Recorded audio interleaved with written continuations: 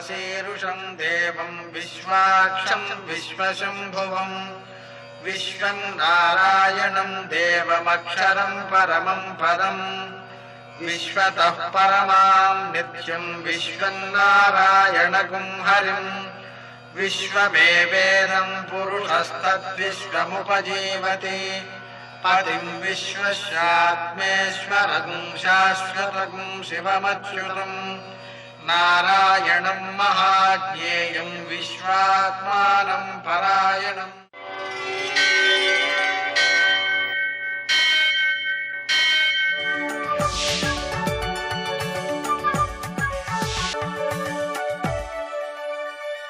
सूर्यशौर्यमथेन्दुरिन्द्रपदवी सन्मङ्गलं मङ्गलम्। यःकर्ता जगतां भर्ता संभर्ता महसां निधिः प्रणमामि तमादित्यं बहिरन्तस्तमोपहम्। నేటి కాలమాన విశేషాలను గమనిద్దాం. స్వస్తి శ్రీ చాంద్రమాన విజయనామ సంవత్సరం దక్షిణాయనం, కొన్ని పంచాంగాల్లో ఉత్తరాయణం, గ్రీష్మ ఋతువు జ్యేష్ఠమాసం, కృష్ణపక్షం ఆదివారం. సూర్యోదయం 5:51 సూర్యాస్తమయం 6:51. తిథి చతుర్దశి ఉదయం 10:18 వరకు.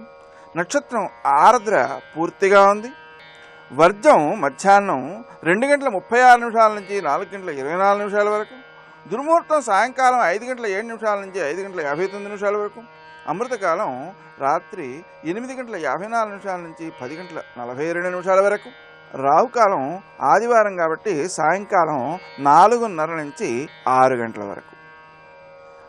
నేటి విశేషం దుర్గా స్వాపోత్సవం. కొద్ది రోజుల క్రితం వచ్చింది, అది మళ్ళీ వచ్చింది. అంటే ఈరోజు కూడా దుర్గాదేవిని చక్కగా ఊయల మీద పడుకోబెట్టి పవళింపు సేవ చేస్తూ ఆమెను నిద్రపుచ్చాలి. ఈ నిద్రకు ఉండేటువంటి ప్రాధాన్యం అంత గొప్పది. అందుకనే సాక్షాత్తు విష్ణువు కూడా యోగ నిద్రలో 4 మాసాలు గడుపుతున్నాడు. దాని తాత్పర్యం ఏమిటి అంటే, మనం సంవత్సరం మొత్తంలో 4 మాసాలు యోగ నిద్ర అంటే ఎంత కాలం? అది 3వ వంతు కాలం. అలాగే 24 గంటల్లో 3వ వంతు కాలం 8 గంటలు. కనీసం 6 గంటలైనా 4వ వంతు కాలమైనా కూడా గాఢ నిద్రలో మనం వినియోగించాలి. అది సక్రమంగా రావాలి అంటే దైవానికి ఆ నిద్రా సంబంధమైన సేవ చేయాలి. అంతేకాకుండా మనకు ఈ దీపకాంతి ఉంది చూసారు, అది ఈ నిద్రను పాడు చేసేదిగా, అంటే నిద్ర పట్టకుండా చేసేదిగా ఉంటుంది. ఎందుకనంటే చీకటిలో మాత్రమే, అంటే శరీర భాగంలో ఏ భాగంలోనైనా సరే కాంతి పడకుండా ఉన్నప్పుడు మాత్రమే మెలటోనిన్ అనేటువంటి ఒక హార్మోన్ పుడుతుంది. అది కనుక ఉత్పత్తి బాగుంటే నిద్ర చక్కగా ఉంటుంది. ఆ చక్కగా ఉండడంతో పాటు అది శరీరానికి శక్తినిస్తుంది. ఎలా ఇస్తుంది అంటే రోగ నిరోధక శక్తిని, సమస్య పరిష్కార శక్తిని మనసుకి ఇస్తూ ఉంటుంది అన్నమాట. కాబట్టి ఆ దుర్గా స్వాపోత్సవం ద్వారా భగవద్ అనుగ్రహంతో చక్కని నిద్రతో పరిపూర్ణమైన శారీరక మానసిక ఆరోగ్యాలను పొందడం మంచిది. నేటి ఆణిముత్యాలు.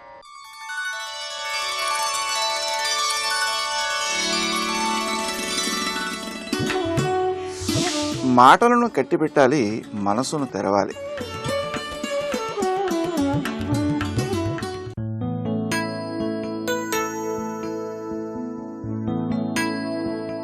సంశయాలతో జీవించడం దుర్భరం.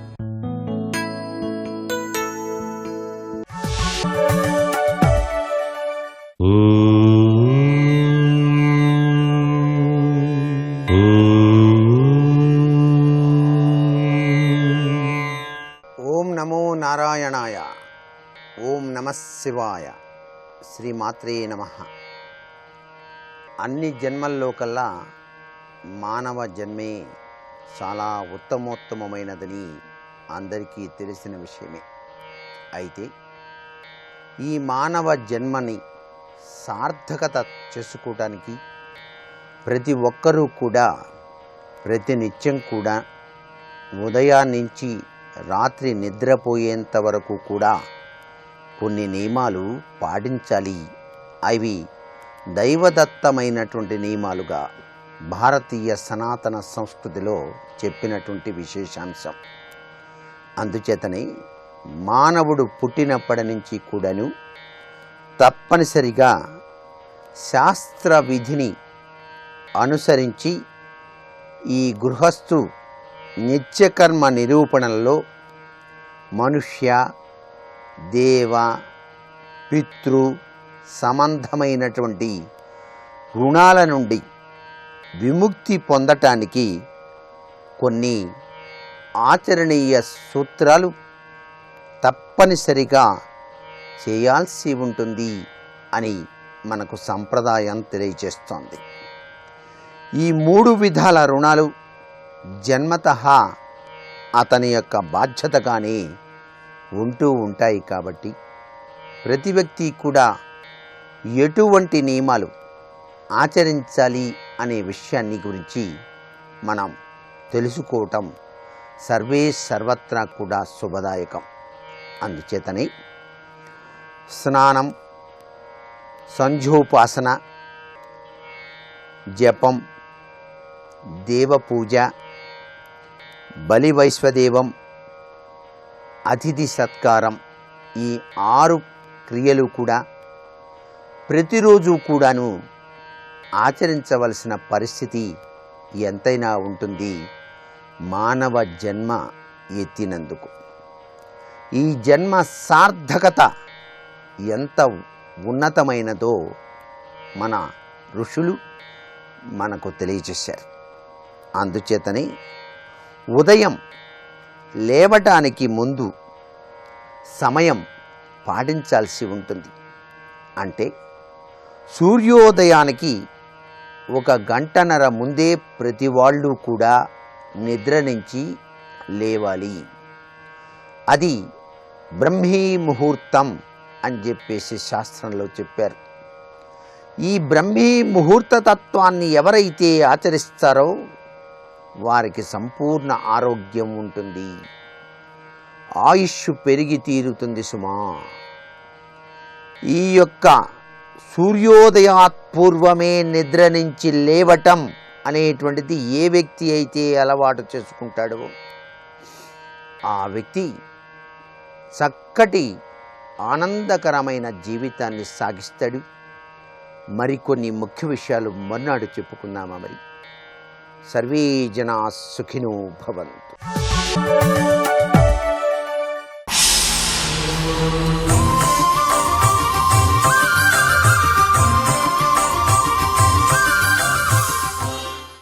శతక సాహితీ సరస్వతికి నమస్కారం.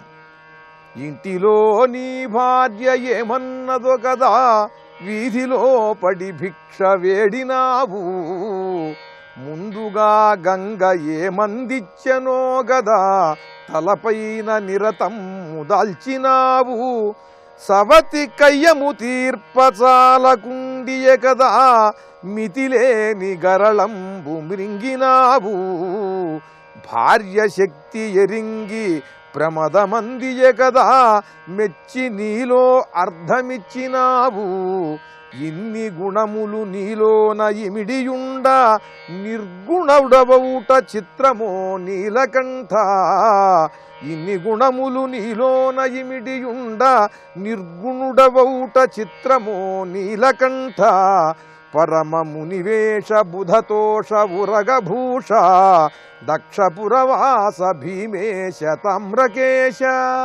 ఓ భీమేశ్వర స్వామి, ఇంటిలో నీ భార్య నిన్ను ఏ మాటలన్నదో కదా, నువ్వు కినుకబూని అలుకతో వీధిలోకొచ్చి అందరినీ కూడా భిక్షమడుగుతున్నావు.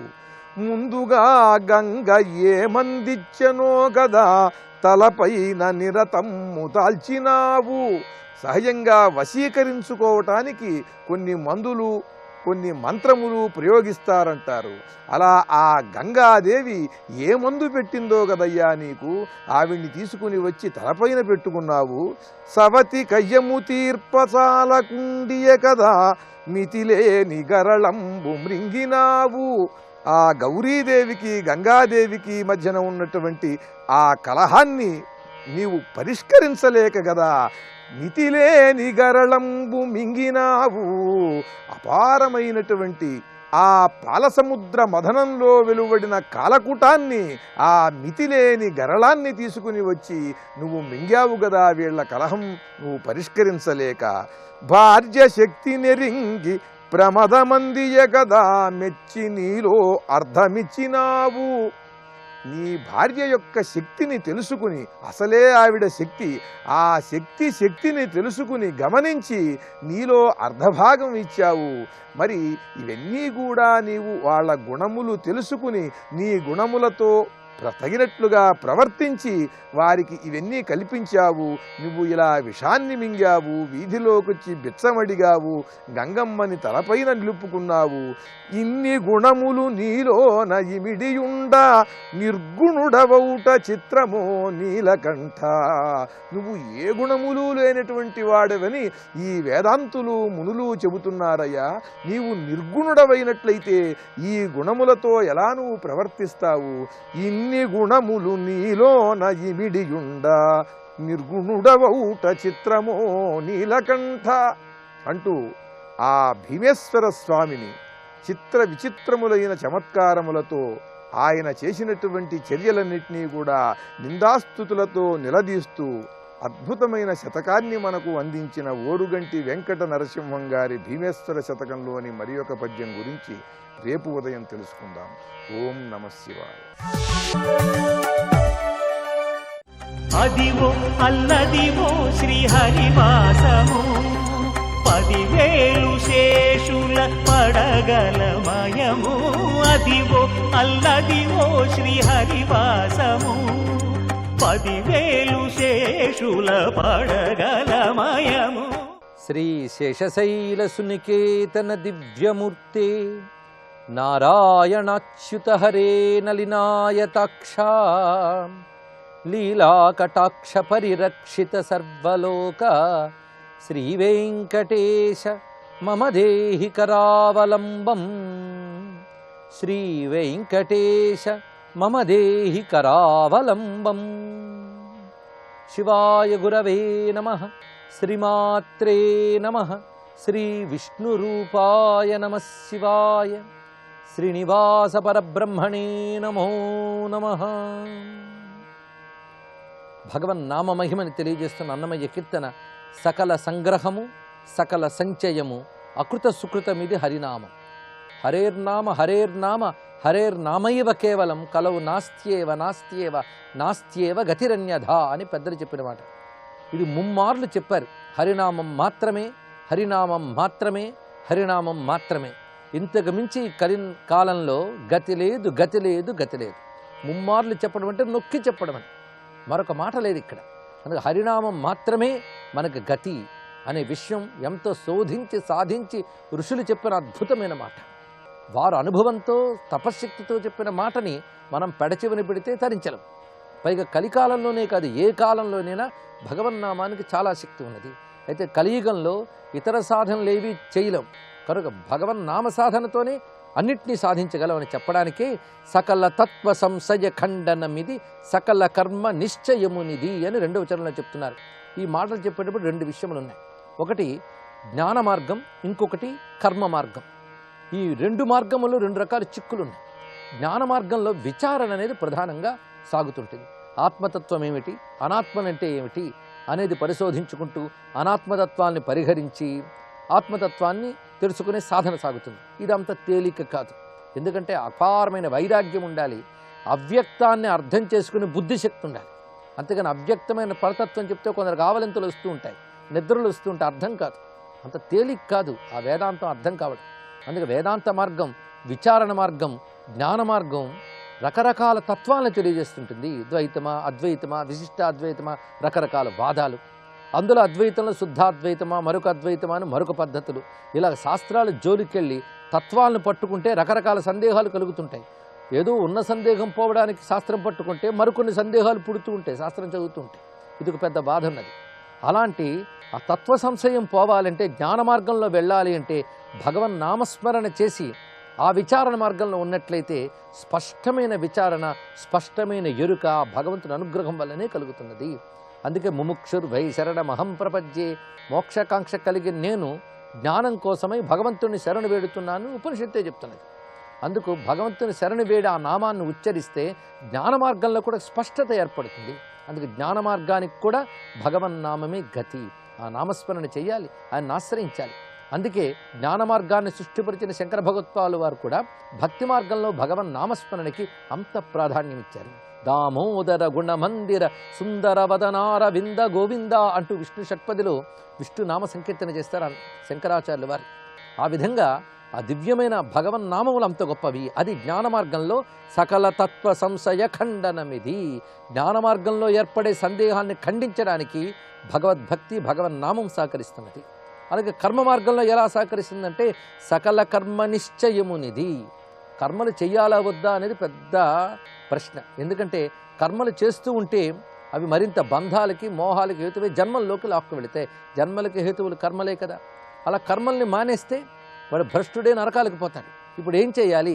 అందుకు ఏది చెయ్యాలి, ఏది చేస్తే బంధం కలుగుతుంది, ఏది చేస్తే బంధం తొలగుతుంది, పైగా ఏది ఎలా చేస్తే బంధం కలుగుతుంది బంధం తొలగుతుంది, ఇలాంటి ఎరుక కలగాలి అంటే ఆ భగవంతుడు ఆ కర్మల్ని ఎంచుకోవడంలో కానీ కర్మల్ని సార్థక్యంలో చేయడం కానీ సహకరిస్తాడు. ఆ సహకరించాలంటే నామరూపంగా భగవంతుని పట్టుకోవాలి. ఎందుకంటే భగవంతుని రూపాన్ని మనం మన కళ్ళతో దర్శించడం. మనం చేయగలిగింది ఆ నామాన్ని మాత్రం మన నోటితో అనగలం. అందుకని నామరూపంలో భగవంతుడు సులభంగా దొరుకుతున్నాడు, రూపరూపంలో అతి కష్టం అవుతున్నాడు. అందుకని నామరూపంలో అందుకోగలం గనక ఆ నామంతో నిరంతరం మననం చేస్తే బుద్ధికి ఒక తేటదనాన్ని ఇచ్చి ఏ కర్మని ఎలా చేస్తే పతనం కాకుండా ఉంటామో, ఏ కర్మని ఎలా చేస్తే ఉన్నత స్థితికి వెళతామో అటువంటి ఎరుక భగవానుడు కలిగిస్తాడు. సకల కర్మ నిశ్చయమునిది అన్నారు. అంతేకాదు ఏదైనా భగవత్కర్మ చేసేటప్పుడు ఆ నామముతోనే మనం తరించవచ్చు. అది ఎలాగో అంటే యజ్ఞం చేస్తూ చేస్తూ మధ్యలో ఏదైనా చిన్న ఆటంకం కానీ కలిగితే విష్ణు అని విష్ణునామం చెప్పి తర్వాత యజ్ఞం చేస్తారు. అంటే ఆ యజ్ఞ దోషం మధ్యలో ఆపినటువంటి దోషము, ఇటువంటి భంగ దోషములు ఇవన్నీ నామస్మరణతో పోతున్నాయి. యస్య స్మృత్యాచ నామోక్త్య తప పూజా క్రియాదిషు న్యూనం సంపూర్ణతాం యాతి సజ్జో వందే తమోచ్యుతమని అచ్యుత స్మరణతో ఆ కర్మలు స్వచ్ఛములవుతున్నాయి, స్పష్టములవుతున్నాయి. అందు సకల కర్మ నిశ్చయమునిది, సకల విధి రహస్య ప్రధానమిది అకారణ హితం హరినామం. తర్వాతి మాట సకల విధి రహస్య ప్రధానమిది. విధులు చాలా చాలా ఉన్నాయి. విధులు అంటే చెయ్యవలసినటువంటి పనులు అని అర్థం. ఇవి చెయ్యవలసినవి అని శాస్త్రం చెప్తుంది, వాటికి విధులు అని అంటారు. ఇవి చెయ్యకూడదు అని శాస్త్రం చెప్తుంది, వాటికి నిషేధాలు అని అంటారు. అయితే విధులు చాలా చాలా ఉన్నాయి. మానవులు చేయవలసిన విధులు చాలా చాలా చాలా ఉన్నాయి. ఒకటి ధర్మ పద్ధతిగా జీవించడం, సదాచారం పాటించడం, కొన్ని యోగ ప్రక్రియలు అవలంబించడం, ఇలాంటి శాస్త్రము చెప్పినటువంటి ధర్మ మార్గములు చాలా చాలా ఉన్నాయి. వాటన్నిటిలోకి రహస్యమైనది ప్రధానమైనది ఈ నామస్మరణ అన్నారు. ఇది కూడా శాస్త్రం చెప్తున్నది. భగవన్నామం చేయాలి, ఇది రహస్యము ప్రధానము. రహస్యము అంటే అంత తేలిగ్గా అర్థం కాదు. దీని యొక్క మహిమ అత్యంత గుప్తమైనది. కేవాలంటే హరి అని అంటాం, ఏముందండి దీనిలో అనిపిస్తుంది బయటికి. కానీ హరి అనే దానిలో ఏముందో మామూలు బుద్ధితో అంచనా వేయలేం. అందుకే దానికి రహస్యం అని అర్థం. పైగా ప్రధానం ఇది. అనేక విధులకి ఇదే రహస్యము ప్రధానం అన్నారు. అంటే ఎన్ని మంచి పనులు చేసినా, ఎన్ని సద్గుణాలు మనం ప్రోగు చేసుకున్నా భగవద్భక్తి వల్ల అవన్నీ శోభిస్తాయి. లేనప్పుడు ఏమున్నది? అదేవిధంగా భక్తి అనే పేరు పెట్టుకుని సుగుణాలు లేకపోయినా ప్రమాదమే. అయితే అసలైన భక్తి దగ్గర సుగుణాలు వాటంతట అవే ఉంటాయి. ఇది తెలుసుకోవాల్సింది. అందుకే సద్భక్తి కలిగినప్పుడు ఈ క్రమక్రమంగా సుగుణాలు కలుగుతాయి. ఈ సుగుణాలకు వన్నె వస్తుంది. లేకపోతే ఒట్టి సుగుణాల వల్ల ప్రయోజనం ఏమున్నది? సుగుణాలకి సత్కర్మలకి భగవద్భక్తి వల్ల ఆ నామం వల్ల బలం వస్తున్నది. అందుకే సకల విధి రహస్య ప్రధానమిది అకారణ హితం హరినామం. ఇది గొప్ప మాట. ఏ కారణము లేకుండానే హితం కలిగిస్తుంది. లోకంలో ఎవరైనా మేలు చేశారు అంటే వారికి ప్రయోజనం ఉంటే కానీ మేలు చేయరు. లేదండి నాకేమీ ఆశించకుండా మేలు చేశానంటే ఏదో పుణ్యం వస్తుందని ఆశైనా ఉంటుంది అందులో. ఇక్కడ ఏదో ఒకటి. ఒక ఆయన నేనేం ధనం పుచ్చుకోనండి అంటుంటాడు, కానీ వాడి కీర్తికాంక్ష ఒకటి ఉంటుంది. ధనం కాకపోతే కీర్తి ఏదో ఒకటి ఉంటుంది. ఇలాగా అకారణ హితం, ప్రతివారు కూడా ఏదో కారణం కోసమే మేలు చేస్తారు. కానీ హరినామం ఉన్నదే మనం ప్రేమగా తలంచుకుంటే తనకేమీ ప్రయోజనం లేకపోయినా మనకి హితం కలిగిస్తుంది. అది హరినామం. మనం నది దగ్గరికి వెళ్ళి నీళ్లు తాగుతాం, దాహం తీరుతుంది. మనకు దాహం తెచ్చడం వల్ల నదికేం ప్రయోజనం? కానీ దాహం తీర్చుతున్నది. సూర్యుడి వెలుగు వల్ల మనకి చక్కటి కాంతి ప్రకాశం లభిస్తుంది. దానివల్ల సూర్యుడికి ఏం ప్రయోజనం? సూర్యుడికి ఏం ప్రయోజనం లేదు. ఆయన కూడా ప్రయోజనాన్ని అపేక్షించకుండా కాంతినిస్తున్నాడు. నది ప్రయోజనాన్ని అపేక్షించకుండా జలమిస్తున్నది. హరినామం తనకేం ప్రయోజనాలు అపేక్షించకుండానే మనకు అన్ని హితములు కలిగిస్తున్నది కనుకనే అకారణ హితం హరినామం. సకల దేవతా స్వామి ప్రియం విధి సకల లోక రక్షణమునిది ప్రకటం వెంకటపతి నామాంకితమకించన ధనం హరినామం. సకల దేవతా స్వామి ప్రియం విధి, ఇది గొప్ప మాట. ఎప్పుడు ఏ పని చేసినా భగవంతుడికి ప్రీతి కలగాలని చేయాలి. పరమేశ్వర ప్రీత్యర్థం అని అంటాం. భగవంతుడికి ప్రీతి చెందాలి. అయితే భగవంతుడికి ప్రీతి చెందడానికి ఎన్నో సత్కర్మలు ఉంటాయి కదా. ఏ సత్కర్మ చేస్తే భగవంతుడికి ఎక్కువ ప్రీతి కలుగుతుంది అంటే నామస్మరణ చేస్తే చాలా సంతోషిస్తాడట. అందుకే నామపారాయణ ప్రీత లలితా సహస్రనామాలు కూడా మనం చదువుకుంటున్నాం. నామస్మరణ భగవంతుడికి చాలా ప్రీతి. అందుకు సకల దేవతా స్వామి ప్రియం విధి, సకల దేవతలకు ప్రభువైన ఆ నారాయణునికి ప్రియమైనది ఏమిటంటే ఈ నామమే. సకల లోక రక్షకమునిది, సకల లోకాల్ని రక్షించగలిగే శక్తి ఈ నామానుకున్నది. ప్రకటం వెంకటపతి నామాంకితం అకించన ధనం హరినామం. ఇక్కడ హరినామాన్ని వెంకటపతి నామాంకితం అన్నారు. ఇక్కడ అంటే హరిహరి అని చెప్తున్నారు కనుక ఇది వెంకటేశ్వరుడు కాని నామం ఒకటా అంటే ఇది వెంకటేశ్వరుని నామమే అని చెప్పారు. ఇక్కడ వెంకటపతి ప్రతినామము మహామంత్రమే. అందుకు హరినామం అని ప్రత్యేకించి చెప్పడంలో విశేషం ఇది. హరియను రెండక్షరములు హరియించును పాతకములు అంబుజనాభ హరిని నామమహత్వము హరిహరి పొగడంగ వశమే హరి శ్రీకృష్ణ అంటారు శతకారుడైన శ్రీకృష్ణ శతకర్త. అందులో చెప్తున్నటువంటి విషయం ఏంటి? హరినామము సర్వపాప సంహారకమును, పైగా దాని మహిమ పొగడలేమని హరినామం గురించి ఎక్కువ చెప్పారు. ఇక్కడ హరి అంటేనే హరించువాడు, సర్వపాపములను హరించువాడు అని అర్థాన్ని ఇక్కడ స్వీకరించవచ్చు. అదేవిధంగా వెంకటపతి అన్నప్పుడు సర్వపాపములను హరించువాడని అర్థం స్పష్టంగా ఉన్నది. అందుకే వెంకటపతి నామాంకితం హరినామం. ఇది ప్రకటం. ఎక్కడో దాచిపెట్టేశారా ఈ నామం, అది ఎక్కడో ఉంది పుస్తకాలు వెతకాలని, అది ప్రకటం, చాలా చక్కగా ప్రకటింపబడుతూ ఉన్నటువంటి నామము. అకించన ధనం, చాలా గొప్ప మాట. దరిద్రులకి ఇదే ధనం అని, ఏమీ లేని వారికి ఇదే ధనము. ఈ మాట చాలా విశేషం. అంటే సంపదలేవీ లేవు, సరే భగవన్నామని సంపద ఉంటే చాలన్నారు. ఆ ధనం ఉంటే అన్ని ధనాలు వస్తాయట. నిరంతరం హరిస్మరణ చేసేవాడికి దరిద్రం అనేది లేదు గనక దరిద్రులకి నిజమైన ధనమేది? ఇదే హరినామమే. ఇది ఒక అర్థం. ఇంకొకటి ఏమీ లేనివారు అంటే లౌకిక విషయములు ఏమీ అవసరం లేనివారు అనగా యోగులు అని అర్థం. వాళ్ళకి లోకంలో ఏవి అవసరం లేదు, ఏ కోరిక లేదు, అయినా వారి హరినామం చేస్తారట. ఎందుకు చేస్తారు? ధీరులు నిరపేక్షులు ఆత్మారాములు నయ్యిన మునులు హరిభజనము నిష్కారణమ చేయుదురు నారాయణుడట్టివాడు నవ్య చరిత్రాన్ని సుఖయోగింద్రులు పరీక్షణ్ మహారాజుకు చెప్తూ ఉంటారు. ఇక్కడ ధీరులైన వారు, అపేక్షలు లేని వారు అయిన వారు కూడా భగవత్స్మరణ చేస్తారట. వారికి ఏ కోరిక లేదు. మరి ఎందుకు భగవంతుని స్మరిస్తారు అంటే ఆయన సాక్షాత్ పరబ్రహ్మము గనక, వారు ఉండేదా బ్రహ్మానంద స్థితిలో గనక, ఆ నారాయణుడి యొక్క దివ్యత్వము గొప్పతనము సర్వాకర్షము కనుక వారు ఆ నామాన్ని నిరంతరం పఠిస్తారు అని. అందుకు ఏమీ లేనివారు అనగా దరిద్రులను ఒక అర్థము. ఏమీ లేనివారంటే లౌకిక విషయముల అవసరం లేనటువంటి జీవన్ముక్తులు కూడా నిరంతరం భగవన్నామస్మరణ చేస్తుంటారు సుఖయోగేంద్రాదుల వలెనే. అందుకు అకించన ధనం అనే మాట ఎంత గొప్పగా చెప్పాడు. యోగుల పాలిటి ధనము హరినామము. తపస్సుల దగ్గరున్న ధనం హరినామమే, యోగుల దగ్గరున్న ధనం హరినామమే. వారికి భౌతిక ధనాలతో పని లేదు, అసలైన ధనం హరినామం. సకల సంగ్రహము, సకల సంచయము, అకృత సుకృతమిది హరినామం. సర్వం శ్రీ వెంకటపతి చరణారవిందార్పణం. ఓం ఆంజనేయాయ నమః. ఓం ఆంజనేయాయ నమః. ఓం నమో హనుమతే నమః. శ్రీరామ లక్ష్మణులు మొదటిసారి చూసినప్పుడు వ్యాకరణబద్ధంగా మెల్లగా చల్లగా మాట్లాడటం, చక్కగా మాట్లాడటం, చల్లని మాటలతో. ఆ చల్లని మాటలు అందరికీ రావు. మాటల్లో ఇండైరెక్ట్గా పొడచటం ముందే అది పొడచకోకుండా మాట్లాడటం చల్లని మాటలోని.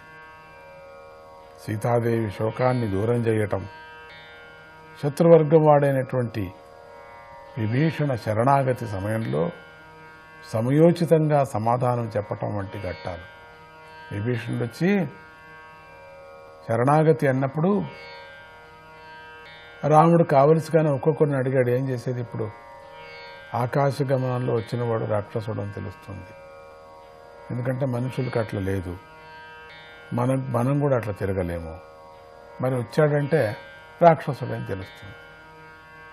కానీ సౌమ్యమైనటువంటి స్వభావం గలవాడుగా కనపడుతుంది. కానీ రాక్షసుడు శరీరం అది. ఏం చేయటం? ఇప్పుడు రాముడి దగ్గర శరణాగతికి వచ్చాడు. తన కథ అంతా చెప్పుకుంటున్నాడు. అక్కడి నుంచి నేనంతా కూడా రావణాసుడు యొక్క తమ్ముడు అని చెప్పుకున్నాడు. శత్రుపాలన నుంచి వచ్చినటువంటి వాడికి ఎట్లా మనం ఆశ్రయం ఇవ్వటం? చమత్కారంగా రాముడు అందరినీ అడుగుతాడు, ఏం చేసేది చెప్పండి మీరు. ఒక్కొక్కరిని అడుగుతాడు. ఏమైనా కద్దా, అస్సలు వాడిని చూడనేకూడదు, అక్కడి నుంచి అక్కడ బాణంతో కొట్టి పారేయండి, రామబాణం మీకు ఉంది కదా తీసి పారేయండి, ఇట్లంతా మాట్లాడారు. ఇలాగ మీరు చెప్పండి వాడిని చెత్తగొడతాను, మీరు చెప్పండి ఆకాశంలో ఎగిరేటట్టు మళ్ళీ ఎగురుకొని వెళ్ళేటట్టు చేస్తాం, ఇట్లంతా మాట్లాడారు. శత్రు తట్టు నుంచి వచ్చినాడంటే వాడు ఏదో ఒక చింతతో వచ్చింటాడు, మోసంతో. అందుకని మనమంతా ఓడిపోతాం. రామా ఇవ్వాల్సిన పని లేదు, వాడికి ఆశ్రయం ఇవ్వద్దండి, ఇట్లా చెప్పుకొచ్చారు. చివరిలో హనుమంతుడు ఒక్కడే కూర్చున్నాడు దూరంగా. రాముడు పిలిచి దగ్గరగా అడిగాడు, హనుమా నువ్వేం చెప్తావు? వీళ్ళంతా పెద్దలంతా అప్పుడే రెఫ్యూజ్ చేసిన తర్వాత వాళ్ళెదురు ఇంకేదైనా చెప్తే వాళ్ళేమని అనుకుంటే, పోనీ రాముడి యొక్క మనసు తెలుసు, ఇప్పుడు ఏం చేయాలా? విరుద్ధంగా చెప్పంటావా? చెప్పితే లేదు, వాళ్ళ పరంగానే వాళ్ళు మాట్లాడని చెప్తే మనసు ఒప్పటం లేదు. కొనాలు నన్ను అడిగాడంటే రాముడు ఈ మనిషిని, అంటే ఈ రాక్షసుడిని, ఈ విభీషణుని పేరు వేరు చెప్తున్నాడు, రావణాసుడి యొక్క తమ్ముడు అంటున్నాడు, ఈయనకు నిజంగా ఆశ్రయం ఇవ్వాలా అని చెప్పేసి మనసులో ఉంది అనిపిస్తుంది అని చమత్కారంగా ఏం చెప్పాడంటే, ఆ స్వామిని సమాధానం చెప్పటం అంటే ఘట్టాలు అంటే ఒక్కటే సమాధానం చెప్పాడు. స్వామి అంటే సాధారణంగా సమయోచితమైనటువంటి సమయానికి తగు మాటలాడే గోపీజన సంఘము లేకని క్రీడ చేసేవాడు, మన జ్ఞాపకం చేసుకున్నాం మనం. అట్లా సమయోచితంగా మాట్లాడటం అనేది ఒక నేర్పు, ఒక తపస్సు. అయ్యా మనకెందుకులేండి అనేవాళ్ళు, ఇష్టం వచ్చినట్టు సమాధానం చెప్పేవాళ్ళు, తమకు తోచినట్టు చెప్పేవాళ్ళు, యోచనే చేసుకోరు. ఒకటే చెప్పారు, ఈయన ఒకటే చెప్పాడు, స్వామి మమ్మల్ని అంతా మీరు అడగల్లా, మీరు ఏం చేయాలో చేసేసేయండి అన్నాడు. అంతే, ఇంకంతే. వీళ్ళు అడిగిన దానికంతా వీళ్ళ సమాధానాలు ఏమి పనికిరావు అని, రాముడు నువ్వే పెద్దవాడు, వీళ్ళని నువ్వు వదిలేసి వీళ్ళని అడిగేది, వీళ్ళంతా ఏదో ముసలాళ్ళు అయినారని చెప్పేసి అడగాల్సిన పని లేదు. నువ్వు రాజువి, నువ్వు చక్రవర్తివి, నువ్వే మాకందరికీ పెద్ద, అందుకని నీకు ఏమనిపిస్తుందో అది చేసేస్తే మంచిది కదా. మీకు ఏది మంచిది అనిపిస్తుందో అది చేసేసేయండి, మాకందరికీ అదే మంచిది. ఎంత మంచి సమాధానం, అందరికీ సమాధానం కూడా అయిపోయింది. స్వామిని వాగ్విదాంబరః, గొప్ప పండితుడు, అందుకని మంచి వాక్కులు గలవాడు అని చెప్తాయి. మంచి వాక్యాలతో సమాధానం చేశాడు. ఆయన చాలీసాలో అష్టసిద్ధి నవనిధికే దాత, అష్టసిద్ధి నవనిధికే దాత అని ఉంది. అంటే స్వామి అష్టసిద్ధులను ప్రసాదిస్తాడు. లభించిన సిద్ధులను భగవత్ కార్యం కోసమే వినియోగించి తనలాగనే శ్రీరామ అనుగ్రహాన్ని పొందమని స్వామి ఉపదేశిస్తున్నాడు. నాలాగనే అందరూ కాండి. నా రామ రామ రామ రామ నేను ఎట్లా అంటున్నానో అదేవిధంగా నన్నేమైనా మీరు జపిస్తే మీరు కూడా నాలాగనే స్వామిని జపించండి అన్నాడు. కానీ నా పేరు చెప్పండి, నా పేరు చెప్పండి, నా పేరు చెప్పండి, ఓం నమో హనుమతే నమః అని చెప్పండి అనలేదు. నా పేరు చెప్పితే మీరు రాముణ్ణి జపించినట్టు అవుతుంది, నాలాగా అవుతారు. ఓం నమో హనుమతే నమః.